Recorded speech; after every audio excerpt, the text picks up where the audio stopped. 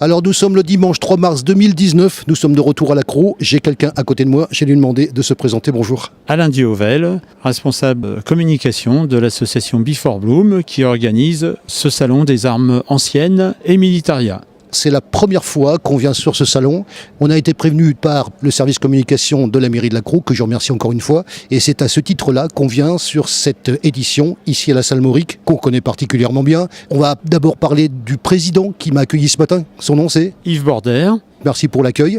Et donc on va parler bien évidemment de l'organisation. Combien d'éditions déjà ? 3e édition. Qu'est-ce qui a fait que ce salon existe ? C'est né tout simplement au travers de cette association. Il y a 3-4 passionnés d'armes anciennes. On s'est aperçu un peu en regardant dans le Var qu'il y avait le seul endroit où il y avait des salons des armes, ça se passait sur Draguignan, les Arcs, que de notre côté de Toulon, il y avait un manque. On avait la compétence qu'on a créée il y a 3 ans, notre premier salon des armes anciennes et militaria. On a connu un très très gros succès notre première édition a enregistré 800 entrées avec 25 exposants et chaque année nous progressons. L'année dernière on était à peu près à je crois c'est 28 ou 29 exposants.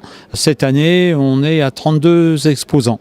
Vu la fréquentation que l'on a ce matin, on espère bien s'approcher des 1000 entrées ce soir. Pour un salon qui a lieu qu'une seule journée, puisqu'on a des salons d'une journée, et donc on a des salons de 2 jours. Je précise que hier, nous étions à Hyères-les-Palmiers pour le chocolat vin et gastronomie, et qu'aujourd'hui, nous sommes à l'Accro. On vient vous voir. On va parler bien sûr du concours de la mairie, bien sûr de la municipalité de l'Accro, qui certainement vous aide un tout petit peu pour l'organisation de cette manifestation. Comment ça s'est passé l'organisation avec la municipalité ? Très très bien. Bon, la municipalité, depuis sur nos 3 éditions, c'est un de nos principaux partenaires, notamment sur tout ce qui est le domaine un peu publicitaire, des banderoles de rue et qui sont très appréciées et qui nous permettent de nous faire connaître sur les 15 jours qui précèdent cette manifestation. Les exposants, ils viennent d'où ?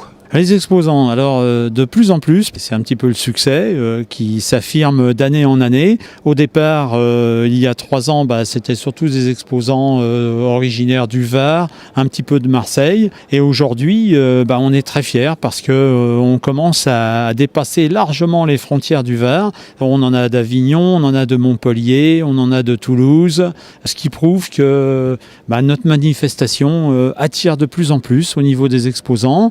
Ça veut dire qu'il y a de plus en plus de la belle marchandise concernant les armes anciennes et tout le domaine du militaria. Et donc, ça attire de plus en plus de monde. Est-ce que vous allez sur d'autres manifestations de même nature ? On se déplace à titre personnel et au titre de l'association, notamment les 3-4 passionnés d'armes de notre association. Mais la seule manifestation armes anciennes se déroule à l'Accro. Compte tenu qu'on a quand même, on a acquis un certain savoir-faire au travers des différents salons, au mois de mai prochain, nous sommes en train de mettre en place un salon du livre. J'en ai entendu parler justement. Un salon du livre, on a déjà des partenaires à la porte, bien évidemment la mairie de l'Accro, parce que c'est notre support, on travaille main dans la main. Un deuxième partenaire, Cultura. Puis on en aura peut-être d'autres d'ici là.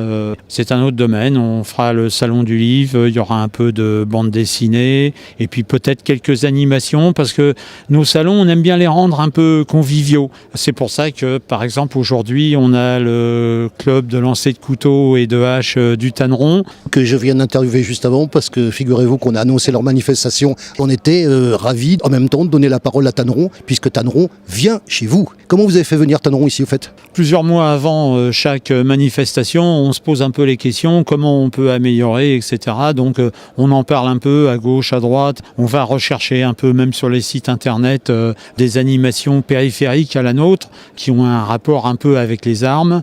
Et puis il y a 2 ans, notre président, on lui a fait part que y avait le club de Tanneron qui était prêt à se déplacer.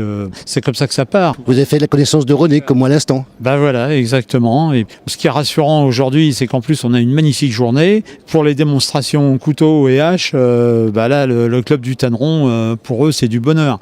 Ça vient compléter, c'est ce qu'on recherche, parce que le dimanche matin, on est plutôt sur des visiteurs professionnels professionnels, collectionneurs, le dimanche après-midi, on vient un peu plus en famille. Donc à partir de là, ça crée quelques animations pour nos adolescents et pour les plus jeunes. Alors moi je suis là pour satisfaire ma curiosité parce que c'est un domaine que je n'ai jamais fait. J'aimerais d'abord qu'on dise ce qu'on trouve dans ce salon. Alors ce qu'on trouve dans ce salon, bon déjà personnellement, je suis pas collectionneur d'armes, mais c'est quelque chose qui attire, ça apporte beaucoup d'interrogations. On trouve de tout, des pistolets, des revolvers, des épées, des sabres, des costumes militaires, on trouve des drapeaux, on trouve des médailles, des collections de petits soldats de plomb, des articles, des poilus. J'entends par là des briquets, des petits coups de papier qui étaient réalisés par ces soldats dans les tranchées, qui sont devenus quelque part, et avec le temps, de véritables œuvres d'art.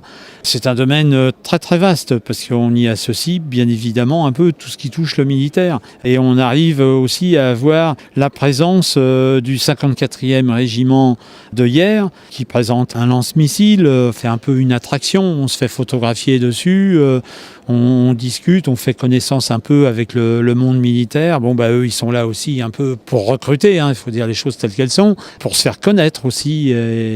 N'oublions pas les anciens aussi qui sont là, ceux qui ont fait partie de la maison. Tous les anciens, alors chacun raconte un peu ses petites histoires du passé, son service militaire, la guerre d'Algérie et j'en passe. Enfin, c'est surtout au niveau du bar. Là, on devient très bavard. On parle bien sûr de cette manifestation. Alors moi j'ai été étonné quand même par d'une part ce qui est présenté et puis par contre, je vous le cacherai pas, l'affluence qu'il y a. Donc c'est quand même assez surprenant de voir, là on est donc en fin de matinée, il y a déjà pas mal de monde. Pour, je le rappelle, un salon qui se tient pendant une seule journée. Là, on doit être à peu près entre 400 et 500 entrées. Alors je rappelle que c'est ma première visite chez vous, je découvre l'association, je découvre votre président qui m'a accueilli ce matin et de quelle manière, je le remercie encore une fois pour l'accueil qu'il nous a réservé. Bien sûr on va parler de lui et on va parler de votre association en général. Vous êtes combien dans le bureau de l'association ? On n'est pas nombreux, on est une dizaine de volontaires, on a chacun un rôle bien déterminé et c'est ça qui est important. Il y a beaucoup d'organisations, l'entente elle est super sympa, on est quasiment entre amis et je dirais c'est un petit peu ce qu'on souhaite que ce soit pour chacun de nos salons. En fait, avec nos exposants, on a des liens quand on les accueille le matin. Ils se sentent bien, on veut leur faire plaisir. Ils le ressentent comme ça, on veut qu'ils se dégagent beaucoup de convivialité. Et puis, bien souvent, à la fin du salon, ils viennent nous voir. On a un pot de départ. Au moment de ce pot de départ, quelque part, ils nous disent on vous réserve pour l'année prochaine. Ils veulent revenir. Alors tout ça, ça se passe dans un bon esprit d'amitié, de convivialité entre les organisateurs, les exposants et puis les visiteurs.